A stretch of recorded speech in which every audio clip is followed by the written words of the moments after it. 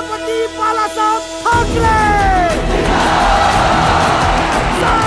4-5 तरह की पुड़ियाँ हैं, अगर मैं ये रोल कर रहा हूँ तो उसका एक फाँक मारता हूँ तो इस तरह का रहता है। नहीं, लेकिन काफ़ी चैलेंजिंग तरीके। ऑफ कोर्स यार, इतना मेहनत करनी पड़ती है, कोई आसान कैरेक्टर नहीं, it was so difficult actually, है ना। और जिस तरीके से कैरेक्टर होता है उसी तरीके से आपको प्रिपरेशन करनी होती है उसकी, है ना। कि जैसे मैंने बताया कि बाड़े साहब का जब हम रोल कर रहे थे, उनके जितने भी रेफरेंस पॉइंट थे, रेफरेंसेस होते थे, वो सब देखे, और प्लस राज साहब से जो इन्फॉर्मेशन मिल सकती थी या किसी से भी जो इन्फॉर्मेशन मिल सकती थी वो ली।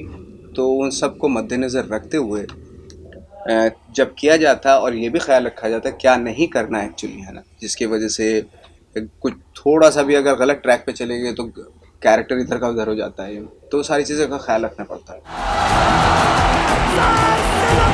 स्पीचेस उनकी कमाल की स्पीचेस होती थी, और उनको उनमें ईज़ लाना, उस स्पीच में ईज़ लाना, वो it was so difficult actually. और उसके लिए प्रैक्टिस की हमने काफ़ी, है ना, ताकि वो बाला साहब का जो वो था, लाइक जो बोलने का तरीका था वो भी रह जाए, और मिमिक्री भी ना हो, कैरिकेचर भी ना हो कैरेक्टर।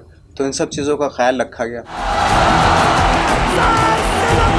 सिमिलैरिटीज़ कभी कभी होती हैं, कभी कभी नहीं भी होती हैं। आपको अपने अंदर से ढूंढना पड़ता है, अगर नहीं है तो आपको अपने अंदर से ढूंढना पड़ता है वो सिमिलैरिटीज़। जैसे एक ही इंसान के अंदर 1000 इंसान होते हैं, तो वो इंसान ढूंढना पड़ता है जो उससे सिमिलर हो, है ना। तो ये तो जर्नी है फाइंड आउट करने की, है ना, डिस्कवर करने की अपने आप से। तो वो हमेशा प्रोसेस में रहना चाहिए। अगर कभी कभी क्या होता है कि जैसे कुछ कैरेक्टर होते हैं जो आपके थोड़ा सा नियर अबाउट होते हैं, कभी कभी नहीं होते हैं, तो ये प्रोसेस है, ये चलती रहती है हमेशा। ड्यूरिंग प्रिपरेशन उद्धव साहब ने कितनी मदद की आपकी? एक बार मिला था मैं उनसे, राव साहब, उद्धव साहब जो है वो आए थे वहाँ पे शूटिंग के दौरान, बहुत थोड़े से टाइम के लिए आए, वो 2-4 बातें ही हुई थी, इतना ज़्यादा उनसे उस चीज़ को लेके बात नहीं हुई। बट राव साहब से हर रोज़ हर वक्त बात होती थी अबाउट द कैरेक्टर, के कैसे थे वो, किस तरह की चीज़ें थी उनके अंदर।